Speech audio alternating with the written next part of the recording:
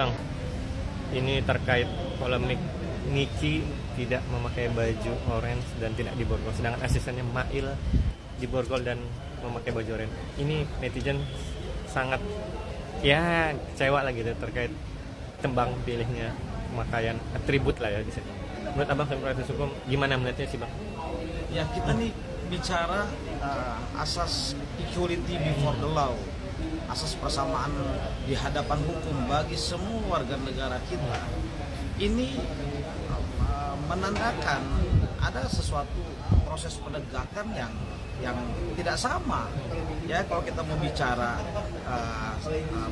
sama di hadapan hukum, tentunya siapapun cara dalam memperlakukan, ya, tetap melindungi hak asasi manusia warga negara kita itu tetap, ya, karena itu asas hukum gitu loh. Kepastian hukum itu juga asasnya. Maka bila mana ada 1-2 tersangka atau 3 tersangka, ya, tidak melaksanakan proses penegakan hukum dalam konteks bagaimana aparatur hukum kita misalkan, ya, dalam memperlakukan tersangka itu harus sama semua, ya, nggak boleh mas, kecuali mohon maaf nih, ya, perlengkapan sebagai tersangka itu contoh baju tahanan, kemudian borgol itu nggak punya kita, ya. Kalau kita nggak punya level Indonesia ini, saya tidak memungkiri semua kelengkapan alat negara kita ini lengkap mas. Ya, kalau kita nggak punya nggak apa-apa mas. Ya, tandanya aparatur hukum kita nggak mampu, ya, memiliki semua perlengkapan tahanan gitu, ya, tersangka gitu kan, borgol dan baju tahanan gitu kan. Tapi kan kita ini Indonesia yang memiliki semua alat prasarana fasilitas dalam proses penegakan hukum, ya, bagi warga negaranya yang diduga tersangka tadi itu harus sama semuanya, nggak boleh ada perbedaan mas. Ya, ini kan ada something wrong, ya. Tentunya saya punya keyakinan dalam praktiknya aparatur hukum kita akan memberikan tanggapan lain, ya, pasti memiliki alasan gitu, ya, apa mungkin kepanasan dan sebagainya. Ini tidak ada apapun. Saya pikir dalam konteks hukum, siapapun dia warga negara yang dinyatakan sebagai tersangka, maka melepaslah atribut yang dimiliki sebelum dia ditetapkan sebagai tersangka, mas. Karena ketika ditetapkan sebagai tersangka, melekat alat paksa negara untuk dikenakan kepada dirinya. Apa? Dipasungnya hak-hak dasarnya manusia. Ya, apa salah satunya? Hak kebebasan. Ya, hak kebebasan hidup. Ya, itu dipasung oleh negara karena apa? Dugaan perbuatan pidananya. Jadi konteksnya tuh jelas dalam hukum gitu loh. Maka terlepaslah semua yang kemelekatan di dalam dirinya sebagai manusia bebas tadi, ya, karena penetapan sebagai tersangka gitu loh. Otomatis atribut dirinya sebagai tersangka itu melekat dengan atribut sebagai tersangkanya. Apa salah satunya?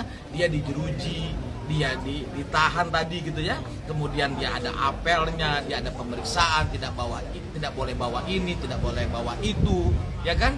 Kemudian ada jam besuknya, pakaiannya khusus. Ini sudah protap kita, peraturan hukum kita gitu loh. Itu yang harus sebenarnya menjadi otokritik bagi aparatur hukum dalam memperlakukan siapapun warga negaranya di hadapan hukum dengan statusnya sama di hadapan hukum. Malah Niki memakai kemeja coklat, tampil flawless dengan make upnya yang serba wah, sedangkan asistennya ya seperti orang biasa lainnya pakai baju oranye. Kira-kira dari pihak polisian itu kena ada sanksi gak sih bang? Sedangkan sudah dikonfirmasi sama Kasubdit pihak Polda bilang, wah kita akan cek ya gitu, menurut konfirmasinya kita cek apakah benar tidak memakai atribut. Berarti ada kelengahan dong bang di dalam. Ya. Kami ini kan terbiasa di dalam praktik kami, ya mas, ya. Tentunya praktik kami ini kita nih ada rasa kemanusiaan, ya. Kemanusiaan, keadilan itu di atas hukum mas sebenarnya dalam filsafat hukum, ya. Tetapi kan kita juga harus memastikan itu berlaku untuk semua siapapun dia yang dinyatakan sebagai tersangka dan ditahan, karena ancaman di atas 5 tahun. Kalau ancaman di bawah 5 tahun tidak ada paksaan untuk alasan subjektif, kembali pada alasan subjektif dan objektifnya penyidik atau aparatur hukum dalam apakah perlu ditahan atau tidak. Ya, kalau si terlapor ini kooperatif, ya kemudian bekerja sama dalam membuat terang peristiwa pelaporan polisi, itu kan bagi kami dalam praktiknya itu dapat tidak ditahan seperti itu, Mas. Nah, tapi kan kita bicara peraturan di dalam tahanan itu berbeda, Mas. Ada peraturannya, ya. Itu peraturan Kapolri, peraturan Kemenkumham, dan ini kalau sekarang kan ada Kemenkumham IMIPAS, ya. Itu tuh ada peraturannya yang bagaimana yang diperbolehkan, yang tidak diperbolehkan, Mas. Alat bawa sesuatu hal saja ke dalam tahanan kategorinya, bukan lapas ya, Mas, ya. Tahanan saja itu ada kualifikasi atau klasifikasi yang diperbolehkan dan tidak diperbolehkan, gitu loh. Kami ini kan praktik langsung dengan perkara-perkara hukum pidana, ya. Klien kami pun perempuan, ya, kemudian klien kami pun ada yang lelaki, gitu loh. Ya, ini kan kami melihat itu hal yang umum dan memang sudah ada aturan yang jelas, ya. Boleh saja dia bersolek ria, ya, boleh kok, ya. Tetapi kan apakah itu yang diperbolehkan masuk? Gitu loh, Mas. Ya kalau sisir boleh, Mas, ya. Sisir pun itu pun diperhatikan apakah besi bahannya kan gitu ya. Ya ini kan yang akhirnya bisa membahayakan potensi untuk digunakan dalam melawan petugas, misalkan dia berinisiatif dan merencanakan untuk melarikan diri kan gitu ya. Makanya kan klasifikasi apa saja yang diperbolehkan masuk dalam tahanan dan apa yang tidak boleh. Obat-obatan saja, Mas, itu diperiksa dulu semuanya. Ya, kosmetik pun ini kalau memang ini tidak sesuai gitu ya, ada klasifikasi banyak sekali tabelnya gitu loh, Mas. Ini maka bisa dilarang, ya. Tapi kalau bicara bersolek ria, rapi, ya, itu sangat baik dan itu normatif yang memang aturannya sudah umum, ya. Sopan dan santun itu dalam berbusana, dalam berpakaian itu diperbolehkan sekali.